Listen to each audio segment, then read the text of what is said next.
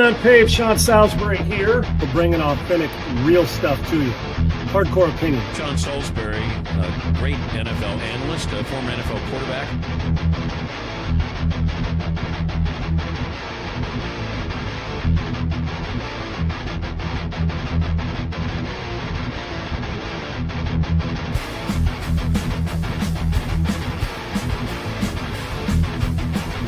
To me, Tom Brady is the GOAT because he's done more with less than any player at that position we've ever had.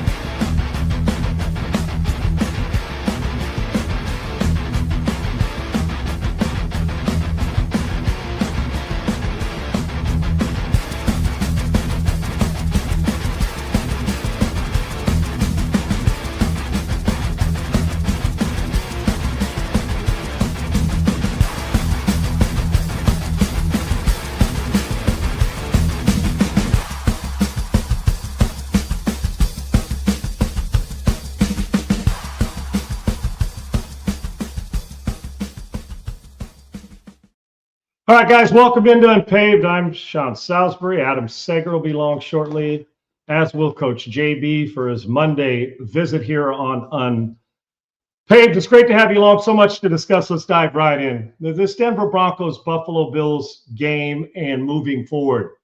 I'll bet you even television networks right now are saying, damn, with the injury to Bo Nix and with Josh Allen and the coaching change that just happened, man, would Buffalo have given the AFC a better chance or against their rival, which would have made for great TV, the New England Patriots? What would that have done? It's neither here nor there because they got beat. Had chances. You can bring in the officials all you want. That's going to be talk. The up and down. Was it a catch? I don't know, and we'll get into it on this show. I still don't know what constitutes a catch. Call it a pick, and then some referees calls. There'll be a lot to banter about when it comes to Buffalo. Should they be the team moving on? The bottom line is they're not. They're going to have a new coach, which we're going to discuss. But I want to get to this Denver thing about this. Denver is moving on, and to have Bo Nix get hurt late is devastating for them. You saw he was very efficient at times with the football. They played smart, played really sound enough defense, and did everything they needed to do to pressure and give themselves a chance to win, in which they did. He wasn't dominant, but he was solid enough. And his feet give you some amazing extension of plays. But we're going to get the conversation as, oh, man, Buffalo's better now without Bo Nix. And maybe that's the case, although Denver's defense is really good. We're not going to be able to answer that question about Buffalo because they're going to be watching like you and I are. But you'd think that with Josh Allen, the most explosive quarterback in this league, that you'd think, well, man, moving forward, had we won that or got a little help from our friends in stripes, maybe, just maybe, we'd have a better chance of getting to the Super Bowl this year because it's wacko. But if you quit on Denver now, you're making a big mistake. We've seen the movie. We have seen the movie. Backup, had some ups and downs, good backup, but wasn't a solid starter in the league. And Nick Foles took over for an MVP candidate all year long, and Carson Wentz got him through, got to the Super Bowl. Brady throws for 500, fumbles around midfield or wherever it was. They go on and win, and Nick Foles is the MVP. How many people do you think wondered what was going to happen to Philadelphia when Nick Foles, as you can see what he said about the Patriots and about the Bo Nix thing and a backup quarterback? And it'll be different. Philadelphia at that point in time was probably as explosive a team as we had when Carson Wentz was in there. But he had a great year. Nick Foles comes in and played great football, and Big Nick, he went in there and took care of his business, which gives Denver fans hope. The question is Jarrett Stidham, Nick Foles? Now, body type, big, strong arm guys. The question here is Jarrett Stidham going to have the same efficiency and poise under pressure that Nick Foles had? And that's the question here. So I wouldn't quit on Denver just yet because of their defense and the way Sean Payton will put Jarrett Stidham, who's been in the league, New England, the Raiders. He's seen a little bit of football, and he can throw it. The question is, can he handle the stage, which is huge? He's fortunate it's going to be sitting in his building, which is a good thing. But then you move on to the next one, which, in San Francisco, if you're able to get there.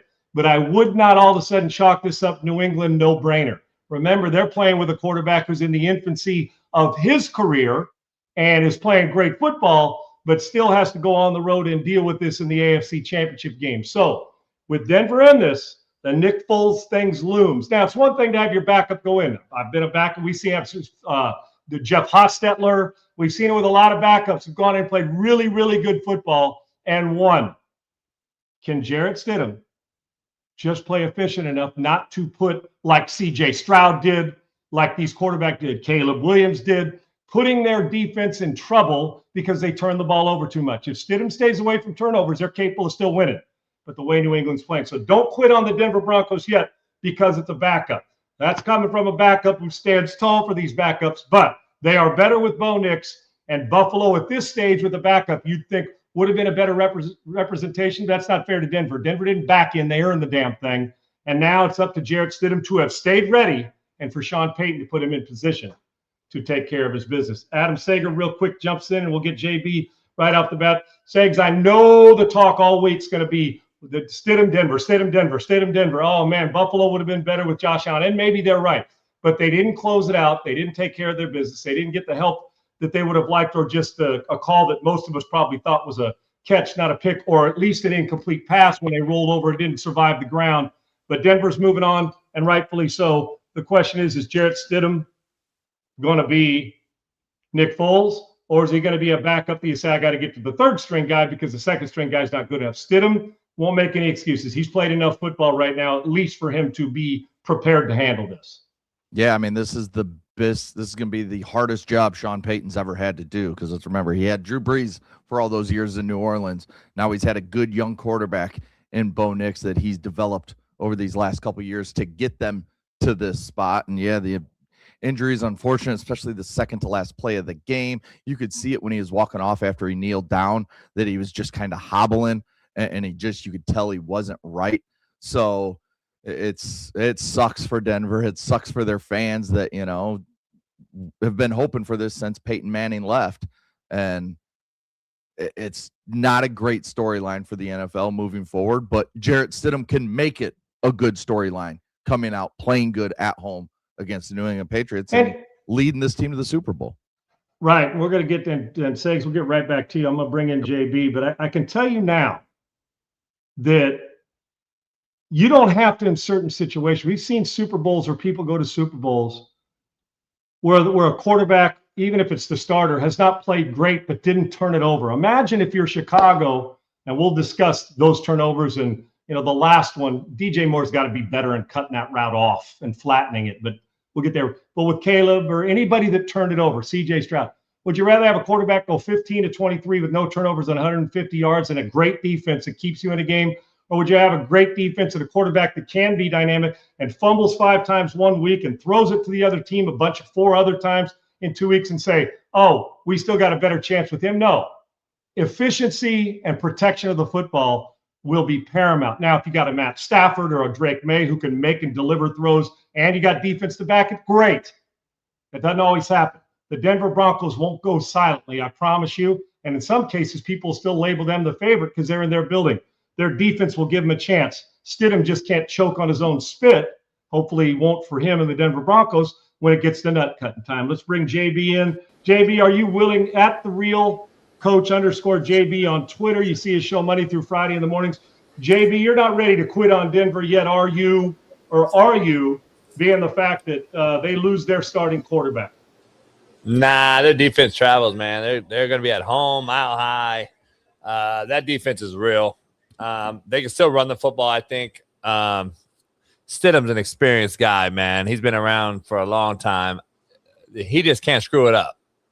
And I think they still have a shot. And maybe, no knock on Bo Nix, but I think Stidham gets the ball to some playmakers more often than a Bo Nix would. I think Bo Nix is asked to do something totally different. Uses a little more athleticism, a younger, youthful style and approach. Stidham, I think, gets the ball to Sutton and gets the ball to these other guys more on a higher clip. And I think he may be a better vertical straight line passer, just drop back and rip it, than Bo Nix. Less versatility, maybe more arm strength. Yeah, you might get some more vertical threats now, which is kind of a Achilles heel of the New England secondary. So I wouldn't be shocked if this is a much tighter game than people think. Here's what's going to happen in that two leading up to this week. We're all going to talk about Bo Nix's injury, and we're all going to talk about Drake May, and we're all going to talk about Denver's pass rush and defense and all that. Drake May has run the ball more than any quarterback in the league, or scrambled more, should I say, than any quarterback in the league. And he's good at it, underrated. And the throw he made, and I'm glad that you pointed it out on here. I think it was I'm the Jerk who said it on here.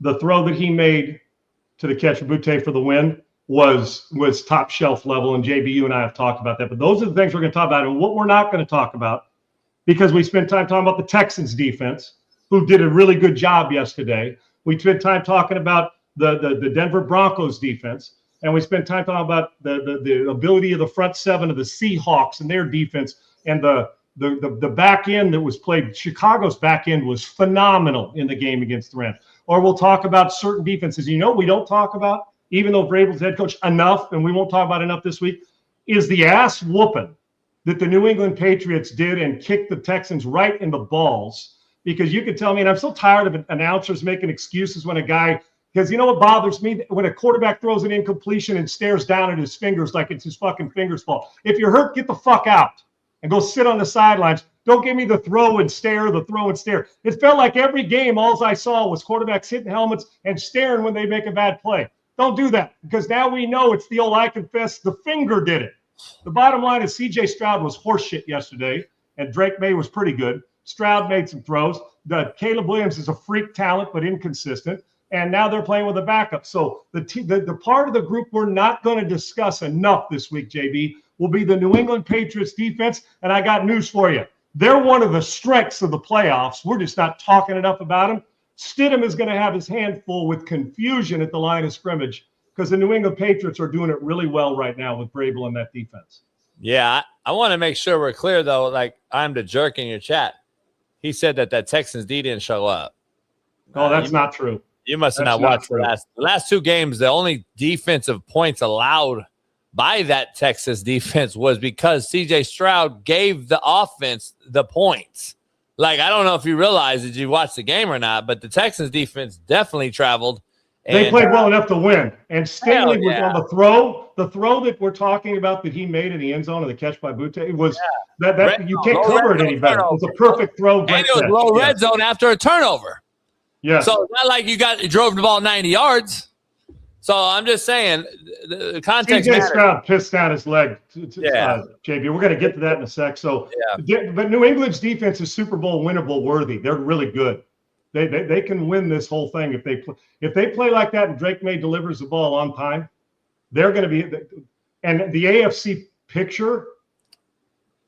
I mean, if you're New England, you couldn't be begging for the only thing that you're begging for. One other situation is you had it at home, because you get to face a backup quarterback that now has to put a different type game plan in, and you're playing with great momentum. Although you're going on the road, this is you couldn't have asked for. I don't want to say it's a clear path, but a giddy path if you're a Patriots fan and player, knowing that while I got to deal with their defense, we're playing a backup quarterback with that doesn't have a lot of game experience this year. So it is an advantage for New England. The disadvantage, you're going to play great defense on the road. New England can represent the AFC if they play the defense they did last week and the way they played it a lot here in the postseason.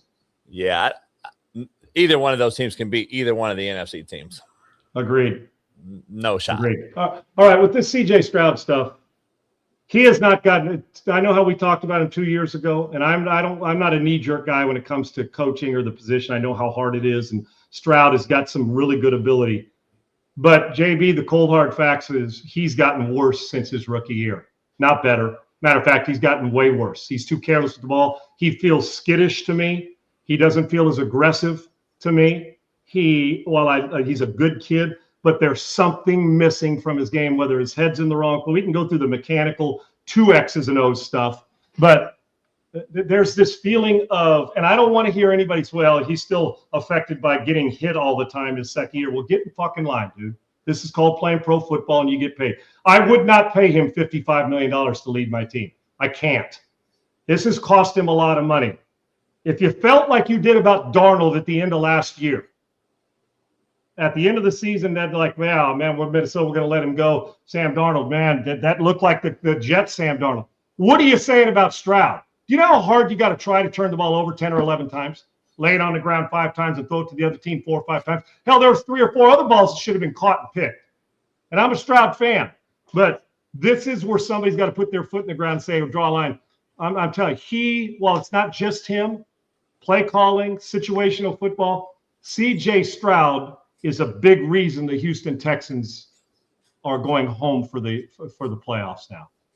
He was not good, and I cannot play. Somebody's got to stand and say, I can't. Dude, you want to play for 40? Fine. You ain't getting 60 from me, because right now he's proven over the last 2 years he is not worth that kind of money. He's become just a guy as a quarterback. Devil's advocate in me, though, I guess you got to pay the people that – here's the issue. You don't have to. He's going to get paid. Oh, he is going to get paid, but I would not pay him. He's going to get paid because you've paid Tua, Sunshine, Hurts, Kyler Murray, all these guys that guess who has more wins than in the playoffs? CJ Stroud. CJ's got as many as Lamar Jackson. He's got more than Herbert paid, Tua paid, Kyler Murray paid, Sunshine paid. I can go down the list. CJ has more wins in the playoffs when it matters. So you can say all you want to say, and we understand that whole thing. But since Tank Dell, my kid, has gone down with injury, his best friend, by the way, he is so scared in the pocket to look for Dalton Schultz or to get the ball off of number one read. And when Nico went down last night, it showed that he didn't have the ball way too long, too, JB. He will not throw it away. He didn't have a safety blanket that made him feel, okay, Schultz is I don't know why Schultz didn't become his safety blanket, but you had no Nico. You had no Tank Dell. I don't know why they traded Mechie, because that's another slot type of guy that would have helped them, in my opinion, get vertical on a linebacker. But he literally is holding the ball for no reason, and I don't know why. And I've been in this scenario. I've been in these scenarios, Sean, and you have. Well, when we played the position, for some reason, when we're young, we wanted to make a play every play instead of throwing it out of bounds. I don't know why he throws so many balls up in the green grass. I've never seen a guy do this much while he's taking a hit. Yeah, like just eat it and throw it the fuck out of bounds. I don't understand what he's doing there. And then you're in a sleet and snow game, which we know is the worst conditions for a quarterback. I'd rather have it full snow than a rainy or a sleet game where the ball is just basically a slippery ball of brick. So, like, people don't realize how hard it is to throw. But listen, one guy did it. The other guy can't make that same excuse. So we skipping balls and all that shit. I mean, at the end of the day, it's all mental with CJ, because CJ has top 5 skill set in the NFL. But guess what? If it ain't between the ears, he may have a top 5 skill set pushing the ball, throwing it down the field, but he's not a top 5 skill set as a quarterback. There's guys that are far more skilled, in my opinion. Versatile. You're right, though, JB. It's just a dropping back and throwing it when he's in rhythm. I know he didn't have Nico Collins, but that's when a quarterback's got to elevate, when you don't have – everybody's got somebody that's been banged up. And this has come from a guy who's a CJ Stroud fan. I watch him, and I feel like he's skittish, and I feel like he's more afraid than a teenage girl at doggone Halloween 12, okay? Just like, enough, man. Dude, settle in. I'm just trying to figure out what happened.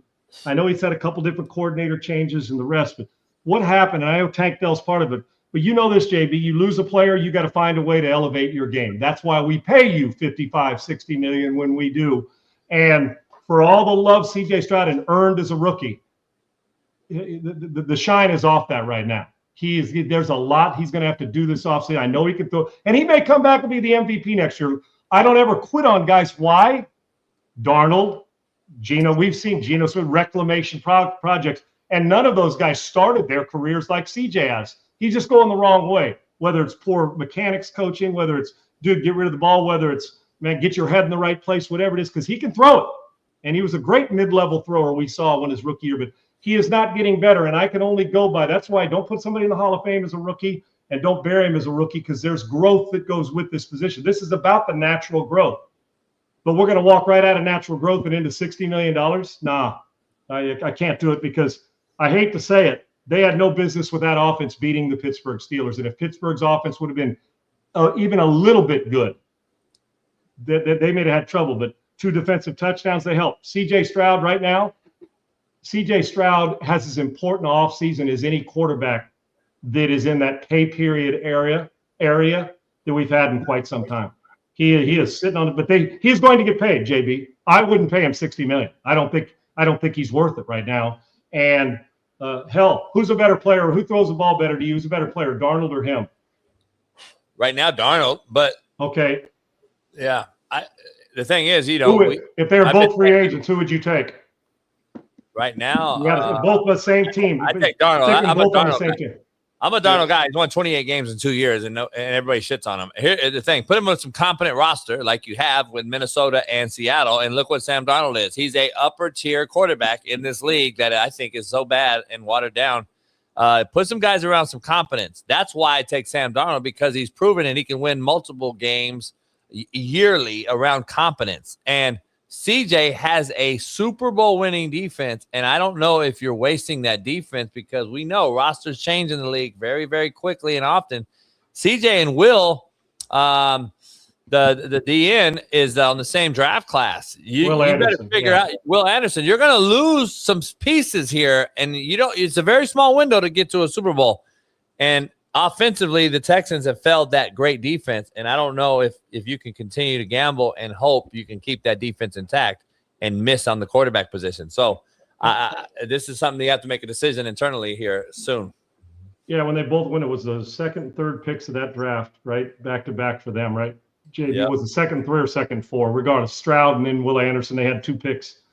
And Will Anderson, the difference too in them is right now, one's gotten better every year, taking the steps up. The other has gotten worse every year, which is sad, because CJ Stroud is a good player, and I think he cares. Some guys say, "Well, Sean, don't they all?" No, some care more than others. I think CJ does care, and I think he'll go to work. But whether it's coordinators, it's a little bit of everything. And this doesn't mean he's burying his career. I just say I wouldn't pay him right now. He would have to wait or think about something else. So to me, he just is. Even some of the catches, his inaccuracy this season at times, but the last couple of weeks on throws on the simple stuff was mind-boggling. Mind-boggling. I'm gonna be honest, man.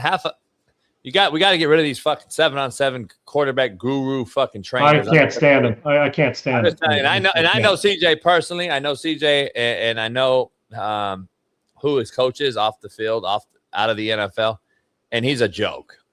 He's an absolute joke. He never played the position. He's only inherited NFL guys that were already created and made after they became NFL guys. He didn't take an 8th grade kid and make him an NFL player. People don't grasp that concept.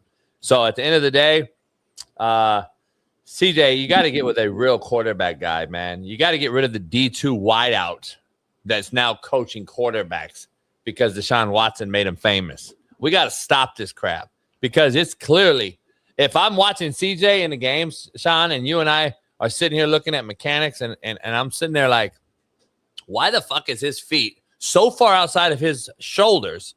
Do you understand that you can't make an accurate ball when you're outside of your framework? Like, everything changes. The arm, the angle of the arm, the slot of the arm, everything changes when you're over Strider. And well, guess what, JB? I'm less than 30 minutes from where he is. He wants somebody who can coach him up. Pick up the phone and call me, dude. I'll be harsh on you, and I believe in you. But he's around me the rest of the year. There you go. He's from LA. I mean, we gotta get with some guys. And if somebody are saying, Sean, could you teach better than most of the guys that are teaching it? My answer is simply this: absolutely, without question, unequivocally, yes. Unequivocally, yes. So you want your finance stuff? Go learn from Warren Buffett or Bezos or Elon Musk or whoever it is you think that is the financial guru. But I can tell you this: in our world, that's where we sit and understanding how to evaluate what makes quarterbacks good and what doesn't. And sometimes you can teach it better than you play it. Okay, for some of us. But make no mistake about it. CJ Stroud needs a top to bottom overhaul in certain situations. I don't even know who's coaching him, and I don't want to know. Don't care. I just know this, meaning his off-field coach, his off-season coach, that I can make him a better player. And JB, I know you can. All right, Rams got away with one. I said on Twitter last night, JB at @therealcoach_JB. He had a show Monday through Friday. He hit with us every Monday. Is when you just talk about pure raw ability, it's hard to argue that he's in a class of only a couple, in my opinion, in the league. Caleb Williams. Inconsistencies, 3 more picks. I thought DJ Moore's route on the last pick to get the Rams the ball back was atrocious route running and stopped in the middle of it. needs to cut that off and seal off. It made it too easy. But that being said, Rams pretty resilient. Chicago Bears showed me something with guts, and their back end did a great job in the game, JB. But the Rams continue to find a way in inclement weather, and Stafford just keeps elevating. But the Bears are not going to go away in the future. I thought it was a hell of a football game. Yeah, I don't know if you can continue to think that you're going to be successful with a quarterback that can't simply make layups. He's as freaky as we've seen talent-wise. Like he's almost impossible. He's a savage playmaker. He just is when he's almost right. impossible to sack. You can't sack him. He makes all these off-platform throws, but then when you need him to just make a simple play, he cannot do it. That's why he's 50% completions, and that's why he throws so many picks in critical games. I mean, look at his playoff numbers: 400 yards, double picks and touchdowns, and a 50 QBR. That's what he did in the playoffs. And listen, I get it. You guys haven't had success in Chicago, but you still don't have a 4,000-yard passer, contrary to belief. As much as you want him to be the guy, he still isn't the guy. And, Sean, I'm just going to throw it out there. We saw Jaden Daniels last year. We saw CJ rookie year, and we said, oh, shit, the best rookie campaigns we've seen, and look at how good they are. What happened to the Commanders this year? That is what I see with the Chicago Bears next year. An anomaly year. Ben Johnson, energetic, brought that offense, kept it in, kept Swift, second leading rusher in football, rushing offense in football. The Bears were opportunistic with takeaways, led the NFL in takeaways this year on defense. Even though the defense was pretty lowly ranked, they still took away 33 balls, which led the NFL. So when I look at that, that is a recipe to keep me in games to where my heroic playmaker can make a play at the end of a game, which he did 8 times. That's not sustainable, though, throughout years and years and years, because we saw what happened in Washington this year. If this guy is not upright and held upright and can continue to make layups and just sit there and play this reckless abandonment type of ball by your leader, I don't see this being a sustainable thing, because the last time I checked, Detroit beat them twice this year. Detroit ain't going away. Because if you think about it, this was the perfect year for Chicago to be decent. You had a down year with an offensive coordinator who left to go to your place in Detroit. The head coach felt taking over the play calling duties was smart. It ended up being not smart. So he'll hire an offensive coordinator. Detroit has the roster. They'll be back. Green Bay is going to get Micah back. If Love don't shit or get off the pot, I put him in the same boat as CJ, because they're the youngest roster in football. Same age as the University of Indiana, who plays tonight.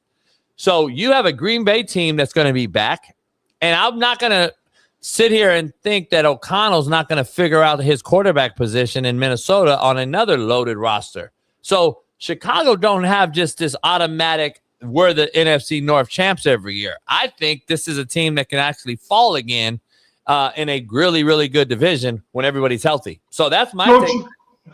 Don't you think, JB, that or do you think, should I say, do you think that Caleb Williams can fix the boring stuff, be better at boring?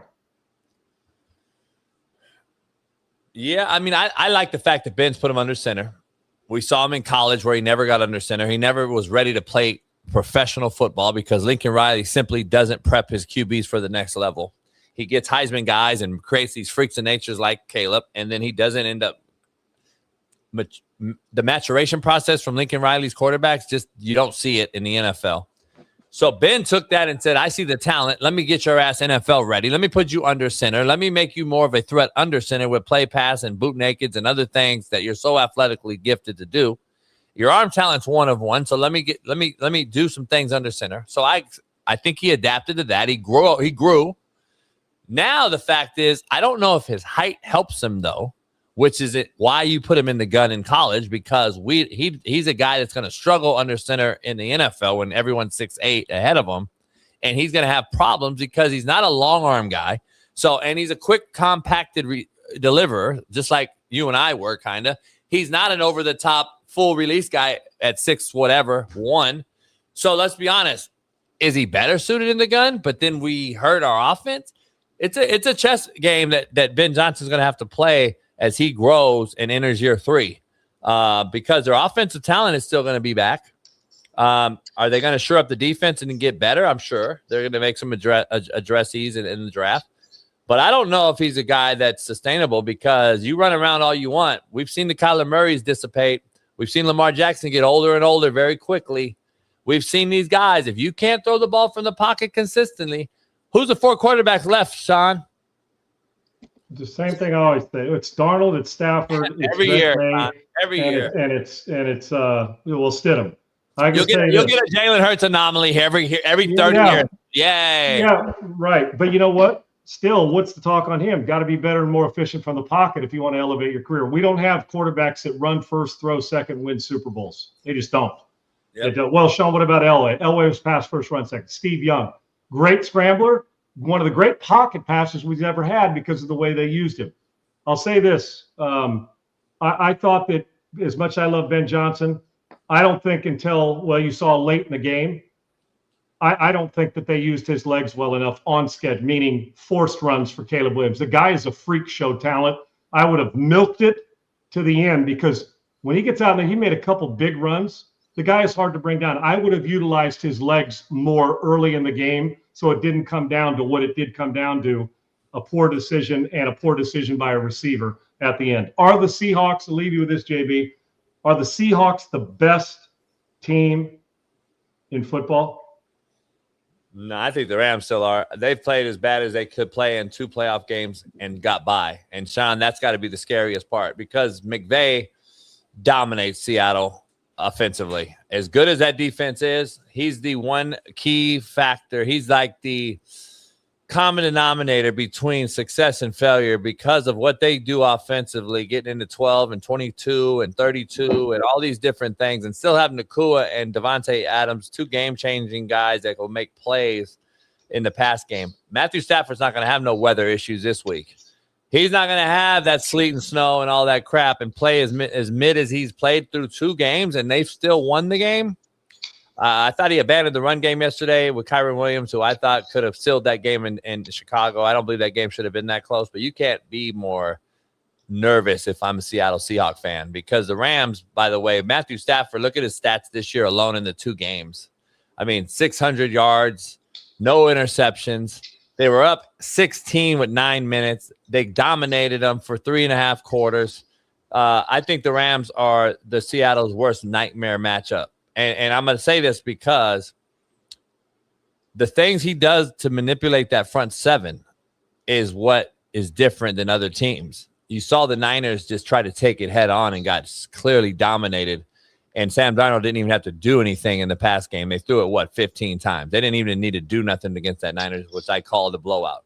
The Rams are going to do so much out of the same personnel group but run totally different schemes that McDonald has to line up in base, Sean. And that's going to alleviate all the shit they did and what they do defensively to other teams that don't do all the things that the Rams and Sean McVay does with shifts, motions, trades, overloads, all the things that McVay does. You can watch all the games from the last 2 years that these two have played, all 4 games, and think you could come up with a scouting report, but you can't because he's going to do the same shit but run a different play. And you just impossible to understand that. So as good as that front 7 is, I think that they'll alleviate that by getting them in base and getting the 32 and 22 personnel and stuff that McVay loves to do. And then they'll throw the ball out of those personnel settings. And McDonald's not going to have an answer because he's worried about Kyron Williams in the play action. And then they'll throw the ball deep out of those personnels to Higbee and Parkinson and all these good tight ends. I think the Rams are the matchup nightmare for the Seahawks. I think this game's a 31-17 game. The Rams are back in the Super Bowl. Yeah, and it's going to be the other side is, can you stop the physical? Because if Seattle will come at you physically, pound you a little bit, can their front 7 believe they can do that without bringing somebody down and get nosy? Because that's when Darnold makes those big plays coming out of play action as well. And underrated feet. Should be a hell of a football game regardless of the score. So we won't talk to you till next Monday, JB. Who's going into the Super Bowl? Who you don't have to pick a score. Just who do you like? The Rams, obviously. Who do you like in the AFC? I'm gonna take. Since the money's on it, I'm gonna take Denver, man, to make it. And it's gonna be crazy. I'm gonna go with the 2 guys that have won Super Bowls. That's going to matter in these 2 games here. Vrabel's still trying to get there. He has won a lot of playoff games. He beat New England when Belichick was there, when he was in Nashville and Tennessee. So Vrabel gets it too. He was on teams, obviously, that won. But it takes a little different. Sean Payton, I think, at the end of the day, is 1-1 as a coach. McVay's been to a few and 1-1 as a coach. I think those two will face each other.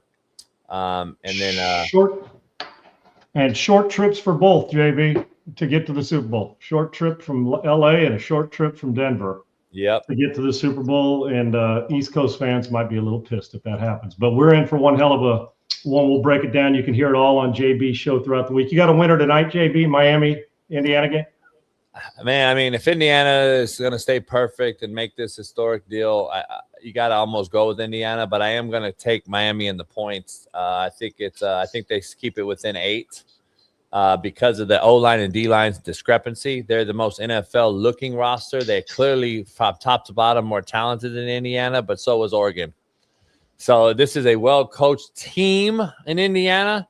The good thing about Miami, not only that they're playing at home, they are also on a big-time heater as far as a win streak. People forget, when you taste that, it's hard to get that out of your mouth. When you're winning and you're on a roll, and when you got a pass rush in a front 7 like Miami has, I'm going to run the ball with Fletcher on offense. Their O-line average is 6'7", 300 pounds.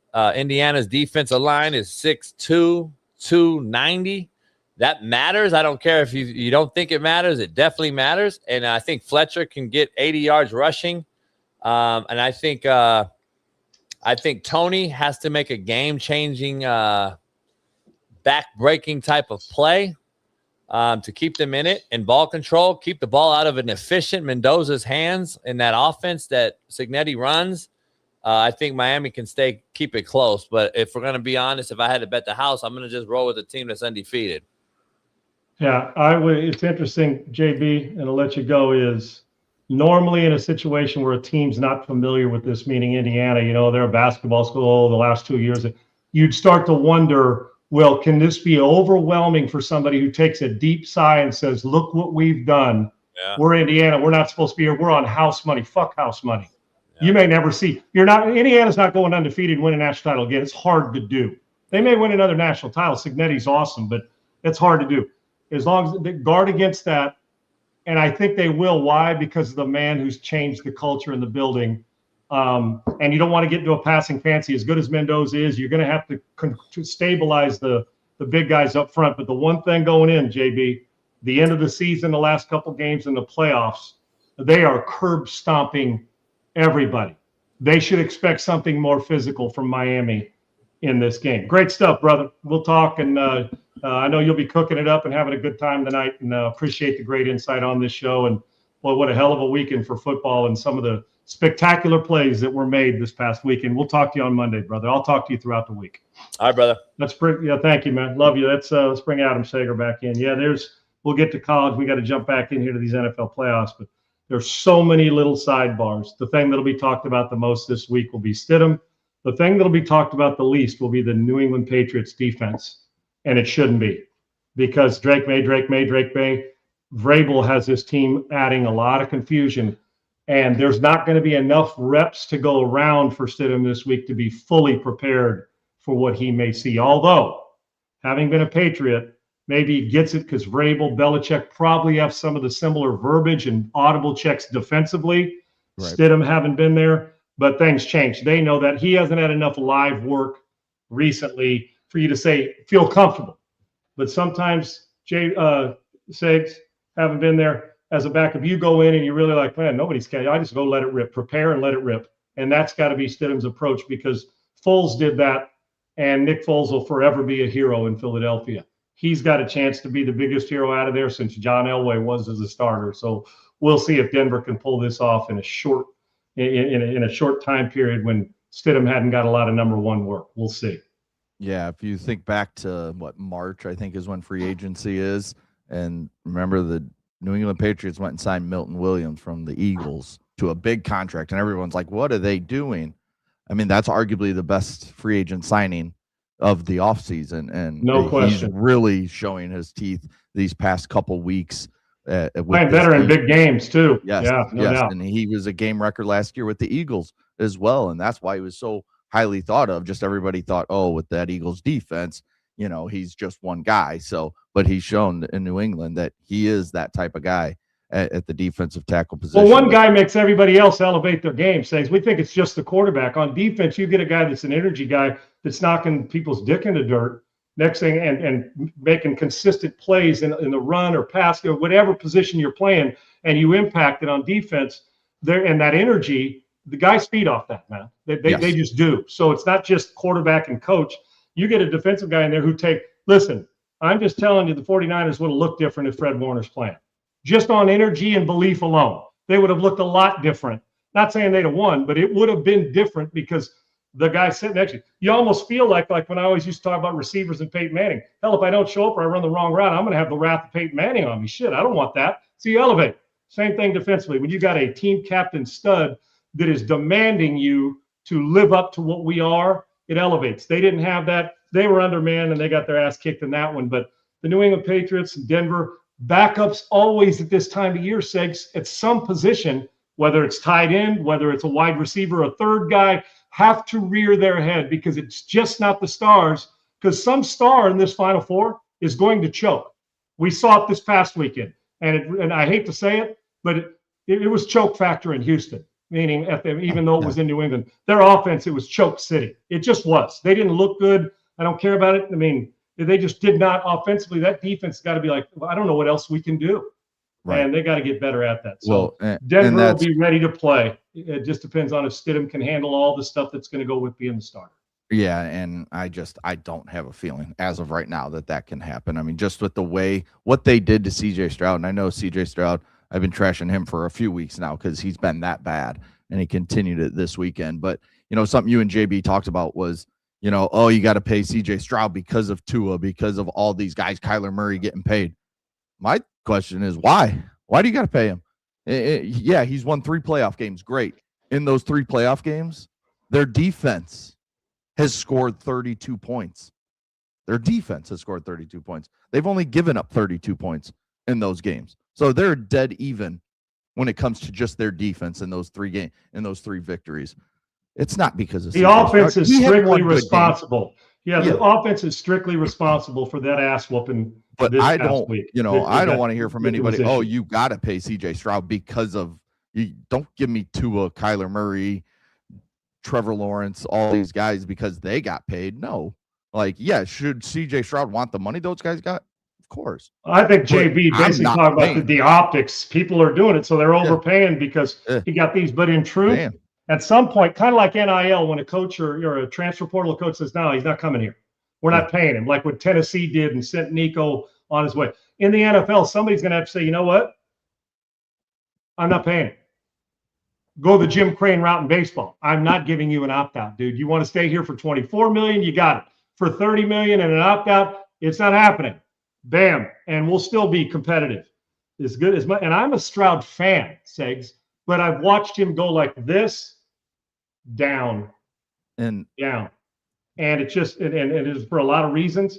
He has got to play better because that defense was more than Super Bowl ready and worthy. Offense let him down regularly, and they have done that the last 2 years. Yeah, and this is something else we could talk about as we get more into the offseason. But the problem for the Texans is going to be if Stroud isn't your guy, your defense is good enough to keep you around 500 at least, even with terrible quarterback play. It's tough to find that next quarterback when you're picking 18 to 23. Who picks first? Draft. The Raiders? And hey, who's first? Raiders? Yeah, Raiders. Would you trade if you're the Raiders? Because there's a lot of people who think that this is an aberration with C.J. Stroud. If you were the Raiders, would you trade C.J. Stroud for Max Crosby? I know the Texans wouldn't do it. You wouldn't do it if you're the Raiders or the Texans? I wouldn't do it if I was the Raiders. You want Max Crosby? I would trade Max Crosby for a first-round pick and a third-round pick or a first round and a second round. I would rather have the draft picks if I'm the Raiders. You're the Raiders. Than a guy who hasn't showed me anything for 2 years. If you're the Raiders, would you rather have Mendoza just for 1 year of starting? Sakes, we saw 1 year of great football from Stroud or Stroud. Well, forget the other bodies that would be involved. Who would you got one that's got 3 years experience. You're going to take the young guy because you don't want to have to pay C.J. Stroud. I get that. Take money out of it, Segs. Take the money and where he is in his contract. I just talk about pure the hope that Mendoza, who he is now, or to know that Stroud's proven it on the NFL level, he just needs to get back to better, whatever it is. Take the money and the years and what he's going to get paid. Would the Raiders be getting hosed if they traded the number 1 pick and got Stroud and another starter for the first pick of the draft? Well, who would be getting the short end of that deal? That's tough. I The mean, fact- just because Stroud's that's what I'm still saying, young enough. I mean, I think Right. it's even the way you presented it. If I'm just picking one or the other, give me Mendoza. Give me somebody who's still. And it's like, think about that. Seems After his rookie moldable. year, you wouldn't have said that, even with Mendoza's Right, year now. right. Take Mendoza, move him back to Stroud's rookie year, and he has the same thing with Indiana, right? Yeah. You'd be sitting here saying, oh, no, Stroud's, Yeah, now I've it's- seen yeah. it on NFL, right? Look what 2 years has done to a guy's reputation as a quarterback, and look what one big year on college football at a school, the least likely place you think you're going to get it, to go and do what he's done and dominate. That the fact that we sat here and having this conversation, you had to think about it. Normally we'd say, well, come on, man. Of course I'm taking C.J. Stroud. Right. But right now, that question lingers big time. You could do that with, who would you rather have, Hurts or Mendoza? Who would you rather have? Right. The Stroud or Mendoza? I mean, all these guys we're talking about, you're like, just like that. We're like, damn, I don't know if I can do this. Maybe we're back to Mills. And they wanted Mills out of that building so bad, or out that starting lineup so bad in Houston when C.J. Stroud. So point is, look how quickly you can lose your thunder and lose that luster as a quarterback in this league. And this exact conversation is why when people say, oh, we need a different salary cap table when it comes to the quarterbacks, or they got to be their own separate. No, if you screw up and sign Kyler Murray or Tua to $55 million a year, you have to own that. And that's what makes teams good. You can't just be like, oh, we tried, so we paid them. Now we can let you out of it and you can go get another quarterback. That's not how it should work. I think part of sports is figuring out who the guy is, like the Patriots did with Brady, like, other guys. That's part of the expertise of why you hire a good general manager and scouting. That part of it, I'm with you 100%. Yeah. The truth of the matter is, Segs, on the financial and the betterment of the league, at some point in time, we're going to have a $90 million a year quarterback. I mean, I know the expertise. I'm one that is like, if they did, I'd say, well, you're taking away the ability for these, it's like an AI thing. You're taking away the ability for these scouts and front office people to actually understand how to evaluate somebody moving forward, not just 1 year, but big time. Yet on the other side, it's like, what would football look like if we did have, that was a standalone, you could pay the quarterback whatever you wanted and it didn't hit the salary cap? What would a team like the Saints look like if they had? What would these teams, you know what I'm saying? How would the Dallas Cowboys look now? Or how would the Saints, as we mentioned, the Saints salary cap hell because of Derek Carr, had to get a guy who was drafted rookie coming there. What would that do for theirs? Where they, not in paying Shook, but in the past, so the Carr contract isn't killing him because it doesn't matter against your salary cap, right? Right. I always wonder, but you make a good point about, hey, you rob Peter, you pay Paul. If you don't know how to draft a quarterback, then get your ass out of the business. Right. Exactly. I Exactly. get it. All right. Other big story. We talked about Bills, Broncos, Bills out of the playoffs again. Josh Allen crying at the podium. Then we wake up today and Sean McDermott's been fired by the family that owns the Bills. This guy, have this written down. Yeah. The second winningest coach during his Bills tenure, had a 662 win percentage during his time in Buffalo, but was only 8-8 in his playoffs. Mike Tomlin also gone. His win percentage, 628. John Harbaugh, 614. So 3 coaches with a win percentage. Well, and Stefanski's a 2-time coach of the year. Yeah. And Stefanski's just on a crappy team. Yeah. And they're all in the AFC. They're all gone now. So now you got new coaches coming in. We know Harbaugh's going to the Giants. But Sean McDermott fired. 2 questions here. Right move by Buffalo? And then on the back end of it, if you're John Harbaugh, are you kind of like, well, damn, I could have coached waited. Josh Allen? Like, what do you consider theirs? So let's start with the Bills part of it, though. Right decision by the Buffalo Bills here? Or would you have said, no, let's give him more time and see what I think, happens sir. there. Listen, I got nothing but respect for this dude, man. He's a tough, grinding, good football coach. But he'll never in his coaching career have a better quarterback running back combination than he had there. He just never will. He'll never have doesn't matter where he goes, he will never have a better quarterback in his coaching career. Just so you understand. And when you have that, isn't that where everybody starts? Okay, I need to know two things. What's the salary cap look like? I want to know who my quarterback is or what it's going to look like. And, who's under all that administrative shit. But I need to know, if you're the Raiders, you're like, well, we don't have a quarterback, but we do have the first pick. So that's enticing, right? New facilities, New powerful stadium. fan base. That's new. Yeah, the new stadium, a great quarterback, an offense to build around, some defensive players, but it's got to get better. This pains me to say. I think that they've hit their ceiling with Sean McDermott. I do. I think it's now.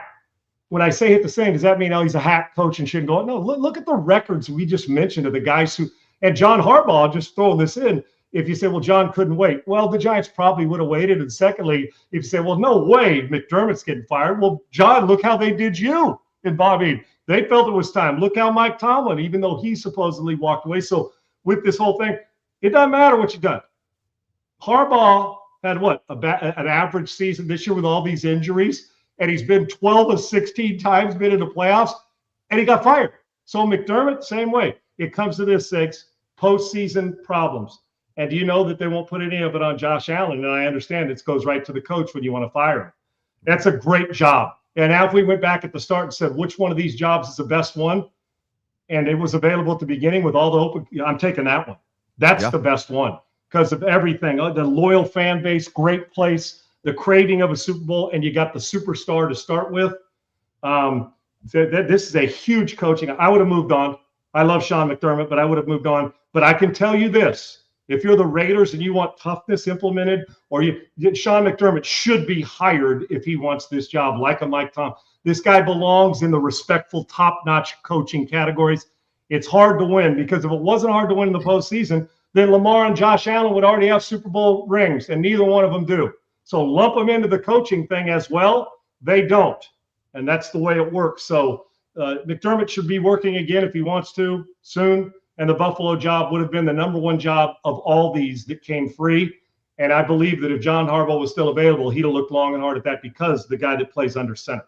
If you're the Miami Dolphins, this makes a ton of sense. Tomorrow. Like, because you're a finesse, soft team that needs some physical kick in the balls. And McDermott's 180 degrees different than the guy that was there when it comes to that approach in football. The other problem I have with this is not the fact that they moved on. I get it. If you think it's run dry, it's run dry. Fine. But to keep the GM and Brandon Beane and to keep him, and he only has drafted, I think, since Allen was, was it 2018 when Allen was drafted, I think? That sounds right in my head. He's only drafted 2 Pro Bowlers. And I know the Pro Bowl is not nothing, but a lot of people make the damn Pro Bowl. That's a productive Pro Bowl. He's got 2 guys, and that's James Cook and Ed Oliver. I'm pretty sure were the 2 names. I mean, the drafting hasn't been good enough, and I know Sean McDermott's part of that process, but how do you keep the GM and let him pick the next head coach when he's had a track record of just terrible draft after terrible draft, putting guys around? I mean, they drafted Keon Coleman in the 2nd round. He sucks. I mean, they try to bring in these guys, and nobody's there to really help Josh Allen get better besides James Cook. Yeah, they piecemeal together certain players, but it's not been good enough from the GM. And then yesterday, I can't put it on, or Saturday, I can't put it on Sean McDermott. Josh Allen threw 2 interceptions, fumbled the ball 3 times, lost 2 of them, and James Cook lost a fumble, which led to a score. So Sean McDermott didn't carry the ball 1 time on Sunday over the weekend. Exactly. And the best player in football, in Josh Allen, didn't show up on Saturday. He was not there. He was still decent, but the best player in football didn't show up, or they win that game running away. What did I tell you? What did I tell you Buffalo can't do if he doesn't play great?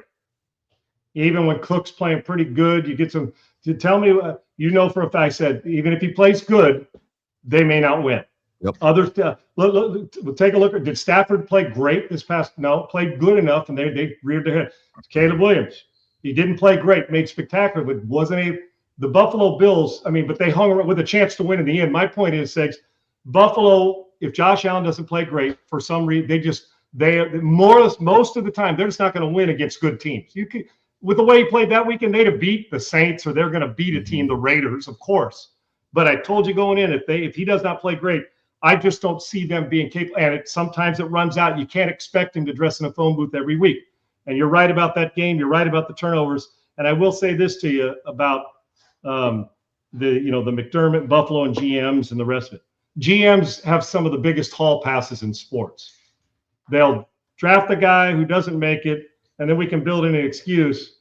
But Bean, Andrew Berry, some of these guys who draft, It's like, well, wait a second. AD, same way. Well, that's two coaches you've hired and fired, and they're not winning, and you still get to keep your gig. That's a good gig if you can get it. So you're exactly right. I usually time at the hip, and sometimes it's different. But if you fired Kyle Shanahan today, shouldn't you fire John Lynch with him? I'm not saying you're not going to, obviously. You get my point. Right. They've been together. They're attached at the hip. To me, there's unique jobs. You hired the guy. If I'm the CEO and I hire a president of sales of a company, and our sales were sitting up here making $1 billion in revenue, and all of a sudden for 3 straight years under that guy, we're making 2/3 less, then the CEO and him should be held accountable, because you're messing with the public company's shares and their investment, and what are we losing here? We're losing value. So what value do you bring? Apparently, Buffalo, they not only kept him, they gave him another assignment. He's the general manager and the president of football operations in Buffalo. Yeah. And Sean McDermott's gone. Andrew Berry's still got a gig. And what has he done good other than what? Myles Garrett? What's he done? So we can go, but it happens in all sports and in colleges. It's just like the accountability. But it's a good gig in GM if you can get it. And then there's some good ones who get pushed aside and said, how? And then there's some tough ones like this. You say, well, wait a minute, McDermott's been pretty successful. Is Brandon Beane the reason, or is Josh Allen the reason this team continues to win? That's what you have to ask yourself. They think Brandon Beane's good. I don't know him very well. Maybe he is, but they're going to have to draft some players they're going to have some retooling, because their defense has aged a little bit, Segs. We've seen that. Mm-hmm. And offensively, they're going to have to be able to win without their quarterback playing special football every week during the regular season, let alone the playoffs. All right. Well, big game tonight. Miami, Indiana, national championship down in Miami. You and Coach JB talked about it. This is, and I really like what Coach JB had to say about the offensive line of Miami against the defensive line of Indiana, because that is something I had written down, that can Miami overwhelm that defensive line and run the ball with Mark Fletcher? I think that's the key to Miami, because if you just start trying to get in a throwing match with Fernando Mendoza in Indiana, you're going to get run out the building. So I think that Miami needs to control the ball, let their defense get some rest on the sideline, come out. They can go guns a-blazing with Bain and Messidor and company, rushing Mendoza, because Mendoza's going to want to pass. Now, they will run it with Roman Hemby and the big backs that they have that like to pound you and physically wear you out if you're a defense. But what's the biggest key here for you, for Miami, to stay in this game and have a chance to either have the ball in Carson Beck's hands to go win it, or to have your defense on the field and try and stop Fernando Mendoza from winning it? Well, I'm sitting here, and I don't know the analytics, the numbers to this exactly. I almost feel like if you sit back and don't get pressure with 3 or 4 guys, if you're Miami, even though they're capable of doing it, don't misunderstand me. I almost feel like playing Mendoza. Now, their receivers will go get the football. Indiana, they just do. They do a lot of things well. They do everything good. They just do. I'm just figuring out, if you're Miami and you're that defense, how do you attack Indiana's offense? I've been going through this hard in my mind. Do you sit back and play zone and hope you get pressure with 3 and 4 guys, mix in a linebacker dog once in a while, and let that quarterback who's accurate sit back there and see things? Or do you say, he's been great. I know what happened in the Penn State game. We're not Penn State. He brought him down the field. maybe I think we got to be multiple. I don't think you can just line up and do the same thing the whole time, because we say keep it in front of you, but they're patient enough to say we'll play, let you keep it in front, get 4 yards first. That's the thing. They're patient enough to do that. You're not facing a team that's going to get impatient. They're going to say you're going to drop back, we'll get a 5-yard completion. We'll run it, 5-yard completion. They're just so adept at everything they do at attacking a defense. There's a part of me that thinks you got to step outside, and I don't know if what your thought is on it, regardless of what their scheme says, that they blitz 20% of the time or 60% of the time. And you say, well, you go with what brung you. Well, this Mendoza is a little different. The question is, do you feel like you got a better chance at bringing more? And when you bring more, you either free up a runner or you get Bain and guys like that to possibly get singled because you're getting help and you got to protect more and max protect. And trust that you can disrupt rhythm with Mendoza and hope you get a tip ball or a couple picks that you stole from it. And in the process, you can't just hit him and sack him 2 times in the first series like happened in the last playoff game and then allow him the rest of the game to stand upright and deliver the ball, because he's a battler. So there's a part of me that thinks that it all starts with helmets to the chin to the quarterback. If you're their defense, the question is, how do you feel like you can dial it up? Everybody talks about how good Miami's defense is in their front and Bain. But you're going to find out real quick, Segs, because if you come down in the first quarter and you don't get pressures on him, then you know you got to switch it up and you're chasing. Now they're looking for it. Max up, single receiver routes, and let's go from there, 2-man routes type of thing. So there's that. On the other side, to me, the game comes down to Indiana's defense and Miami's offense. Is Carson Beck the guy he was last week? Or is Miami's defense going to do him like they did Dante Moore? I'm anxious to see. I know I questioned him. I thought he was the most consistent offensive player on the field when they won last week and made great decisions. 2 interceptions in a game like this around midfield, you'll get beat. He has to play damn near flawless. I do think their physicality keeps them in it. They're not curb stomping them like they did Oregon. I'm sorry. I don't believe that. I believe Miami's swagger, and they're physical enough to just make you uncomfortable. The whole key is you're not getting Miami off the field if Mendoza's not uncomfortable. So however you decide you need to create that, you have to. But the other side for me is a no-brainer. Advantage Miami's defense over Indiana's defense over Miami's offense. Said, here's the kicker in this. If you make Miami, I'm not worried if Carson Beck is the one guy I got to stop. I'd focus on keeping Fletcher from taking over 4 and 6 yard gains, because I think that's when Beck's at his best. Oh, it's 2nd and 4. Even if you get 3-yard hot read, it's 3rd and 1. Now we're in that. I don't think Miami. He made really good throws. How many times did he throw last week, Segs? In the 20s? I think it was. Yeah. If I know, I don't think he got to 30. They don't want it to be. Yeah, somewhere in there is fine. But I don't think that Beck wants to carry the load. If you decide we are going to make sure that if we come out of this game and Fletcher beat us, shame on us, we deserve to lose. I think you have to roll the dice and say the one dimension has to be stuff the run. And if Carson Beck's good enough to deal and battle my quarterback 1-to-1 and win, then Miami's the better team. I think it's closer than we think. I think Indiana's the national champion. Not because they're hot, not because all that matters. They're just the best team on the field. Now, as we know, in order to be the best, you got to execute it in the biggest moment of every single Miami Hurricane and Indiana Hoosiers life, but even more for Indiana, because Miami has seen the sweat. They kind of know. Beck played at Georgia. He gets it.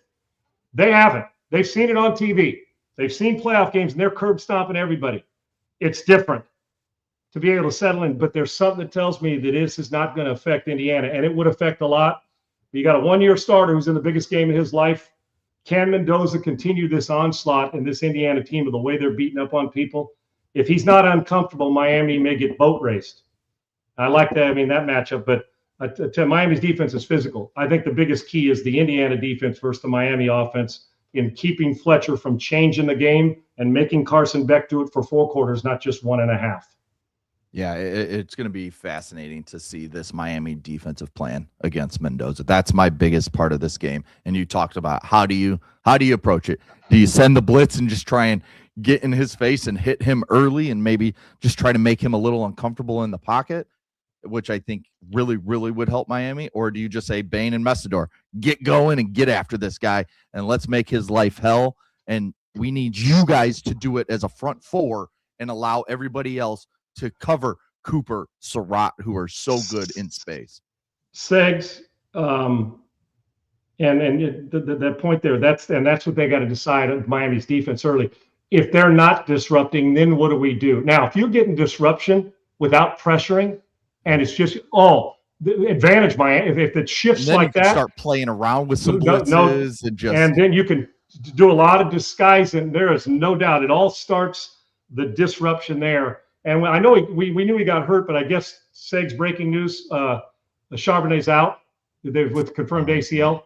Did I just see that? I mean, and I'm assuming, Isaiah, you just got that coming down, and that is huge because that adds thump that they love. We saw him get banged up in the game, but it's a confirmed ACL tear, I guess, if that's the facts. I haven't ESPN has seen it as It just broke, Segs? Season ending. Season ending in the last hour. Well, that's a different monster now for Seattle. Do not downplay that. That is huge for them. But back to this game, we'll talk about that throughout the week. Yeah, Segs, but we'll talk about that this tomorrow. game that I like Indiana to win the game, but I actually think we're going to get treated with a really good playoff game. How about Indiana minus 8.5 for our bet of the day?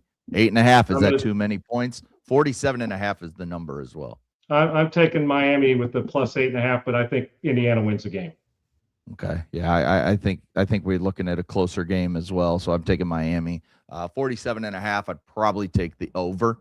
I think you're looking at like a 31-28 type game, and we'll see if the Big Ten can get their third straight national champion with 3 different teams. And I can't wait to see how their defense decides to zone it, man it. I can't wait to see how Miami attacks plays full field type of football, and their quarterback is feeling it. And one thing he said, Segs, that I love, he doesn't have all that social media stuff. Yeah. Because he said, I never wanted Mendoza. I never want to get caught up into telling people, oh, you're great, or oh, you suck. And it's really cool because it's hard to do, easy to say, but to live by that and be able to focus on what goes on in your building. I don't think we can downplay that. I actually think the social media affects players. I do. I think it affects them. I agree 100%.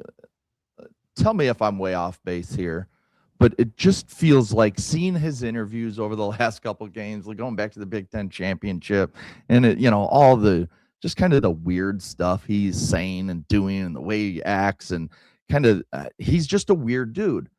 Does he give off a little, I would say, slightly more athletic Kirk Cousins? And that would scare me if I'm the Raiders or the Jets or whoever, if that's what I'm seeing. And that's kind of what his game kind of reminds me of. He's a little leadership, more athletic, motivational speaker, yes, energy guy. Kind of that corny guy that some teammates spiritual, look at and be like, right. I don't really like that. Kind of annoying me. I wish he'd just shut up, but he can still throw the football really well, and I think win some games in the NFL. But I don't know if he's going to be much better than that in the NFL. Segs, I'm glad you're like wondering if he's a superstar or just a consistent starter type of player at the next level. Listen, I love that we're ending on this. I think he's a hell of a good kid. He just is, 100%. He's like he's like the class president, valedictorian. When somebody's had the worst day of their life, oh, it's okay. Come on, I got it. He just is. Everything's always good. Home. Right. He's got a Tim Tebow personality when it comes to, I'm talking, that's a good personality. Tim's probably not as dorky as Mendoza. I mean that affectionately, but God-based, every interview, and they're always motivational. When things are down, they won't let people stay down. I've never seen the guy down. His interviews, I mean, he is as thorough. If you got 2 minutes, but you got to get out on time, don't ask Mendoza a question because he's going to go through, which is okay. I love him. But dude, he's howdy doody. It's okay. Yeah. He's howdy doody who could rip it and is damn good under pressure, and good on him. But yeah, he's got that. It's almost like if you heard him cuss and he started mean mugging the camera, you'd like, what the hell is this? Do you want to see that guy? So, but you know what? You can't be that good and not have some fight in you. You know what I mean? Maybe under the mask that we don't what's see. What's the biggest thing Kirk Cousins has ever done? You like that? Just that, And we were shocked. Yeah, and that's the biggest thing. You think of Kirk Cousins, that's the first thing you think of.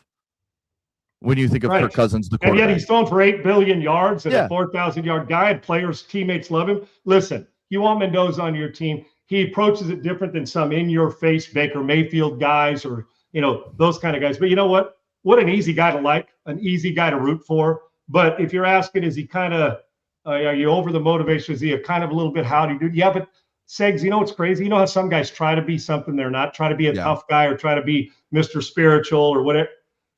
I believe that everything you see with him is who he is. Yeah, I don't think it's fake, I guess. But when you draft him, you got to know that some guys in the building are going to say, I'm glad he's a good player. Because if he wasn't a good player, you'd look at him as he's just a dork trying to make a team. But I love the guy. I love his approach. Indiana should savor this and love every part of it. And guess what? They're the best team in the country. They play good football. If both play really good football, I believe they're going to win. And it's such a great story watching Mendoza. But there's no question. It's like sometimes I'm watching. It's a little cringeworthy at times during interviews, is what you're saying. Yeah. Yes. It gets you to the point like, 100%. get to the point, dude. We know. Yeah. Yes. We love these guys in the sports. Everybody's on the same page. I mean, when he starts going through it, I'm like, dude, I love you. I'm paying you $50,000 to come speak to my people about this. But you are a little howdy doody. But that's okay. Because I think that's who he is. And it doesn't bother me one bit. Yeah. All right. Well, that'll do it for today's show. Tomorrow, national championship reaction. Talk about Stefanski to Atlanta. What does that make? Just maybe the latest in the coaching carousel that's going on right now in the NFL. We will have 10 new head coaches on teams next year. Are you surprised at how long it's taken to get some of these hires, Segs? Yeah. I thought teams would move a little bit faster, but maybe some of these teams were kind of waiting on a Sean McDermott. Current coaching staffs, right? Waiting on a Mike Tomlin to see what happens there. So I want to talk about Mike Tomlin as well. And Joe Brady's now with yeah, Buffalo being out, Segs. Yeah. What kind of sticks to Mike Tomlin and where he's headed in terms of next year and maybe after that. I want to talk about the Bears and Ben Johnson's decision-making throughout the game, and then maybe a little bit more Caleb. We'll hit on Josh Allen and his reaction to the loss last night. And then you talked about it earlier. What's a catch? We had multiple catches this weekend that were damn near identical, and the officiating guy that's on TV, like Mike Pereira or whoever is on CBS or NBC, basically say it the exact opposite way for both catches. So I want to go over that. So what's a catch in the NFL? We still don't know. And then college-wise, the Duke quarterback, Darian Mensah, what he did to Duke, and we can get over this. It'll probably take a couple days. And then your USC has a DC candidate that I actually really like. We'll get into that as well. And the quarterbacks are at the forefront of the controversy in these transfer portals right now. While everybody loves to have a good one, they're also at the forefront of that controversy. And real quick, I know we're going to talk more about Caleb, but I'm going to say this. I'm going to look at his camera and tell you loud and clear. If he ever gets the boring stuff down, I'm talking about to Josh Allen, Lamar Jackson, Matthew Stafford, Joe Burrow. If you just talk about head to toe, pure raw skill set, ability to do stuff that other cats can't, Caleb Williams, the best in the league at it. I'm just telling you. Sean, there is nobody there is nobody. I told you last week, every week it's the next one. You can't make that throw. Nobody makes that throw. Dude, to throw it back, the ball was probably in the air 45, 50 yards. Look at the difference. Stroud got hit. 52.8. Stroud got hit on his and threw it up, and it went about 10 yards for a pick. Yeah. Caleb Williams falling backwards threw the ball where he couldn't even get his arm set, going opposite, and makes a throw without even being able to see the receiver that you couldn't have gone out there and handed it to the touchdown any better. Yeah, the tight end, right. It just, to me, Segs, and it was almost like Komet said, it's okay, I see this every day in practice. He was so casual about it, right? I'm just telling you, just raw skill set and savage playmaking. There is nobody in this league. Josh Allen's close with the throwing. I'm not saying he's the best passer. I'm just about playmaking and doing shit that you practice at home but never know if you're going to be able to implement it in the game because you can never execute it right in practice off schedule. This dude does it naturally every week. If somebody makes him boring on the easy stuff, Caleb Williams is blessed with a skill set that very few have. But you can't throw 3 picks in a divisional game against another good quarterback. I said we talk about it. They ran into somebody who made just a few less mistakes, and that's why they won, because the fourth quarter they own. Unfortunately, the pick, and that was a lot on the receiver, but we'll get to that more this week. We'll talk about that tomorrow. So, yeah, we got a lot to hit on over the next couple days, but enjoy the national championship tonight. Miami, Indiana, in Miami. And I'm not a guy that is like, oh, go my conference, go my favorite team's conference. I'm not that guy. If I was choosing, Miami would win. I always want my conference foes to lose. I don't care that it brings more money to the Big Ten or whatever. If it's Ohio State, if it's Indiana, if it's Penn State, if it's Michigan State, if it's Wisconsin, I don't care who it is. Lose. I'm that guy. That's how I am. I don't know if you are not. And now you're in the. I want to listen. I'm USC in the Big Ten. Lose. I could care less if a Big Right. 10. I mean, I care about who I pick and want to see good football. But I'm not going to go see the Big Ten because I still have a hard time looking at my team as a Big Ten team. Right. We're still getting used to that at SC. Yeah, but no, I want my conference. UCLA or get your ass kicked. I know the conference. You could kick UCLA's ass anytime you'd like to. Exactly. For that matter. But if they do win, it's like, oh, good on the Big Ten. But that's like, yeah, whatever. Okay, I get over it quick. To me, it's the game. It has nothing to do with the conference for me. All right. Thanks, Triple E. Thanks, Laura. Thanks to Bailey. Thanks to all our listeners and viewers. We'll be back tomorrow, 1 p.m. Eastern, noon Central. We'll talk to you guys tomorrow. Enjoy the game. Peace. UNPAVED, Sean Salisbury here. We're bringing authentic, real stuff to you. Hardcore opinion. John Salisbury, a great NFL analyst, a former NFL quarterback.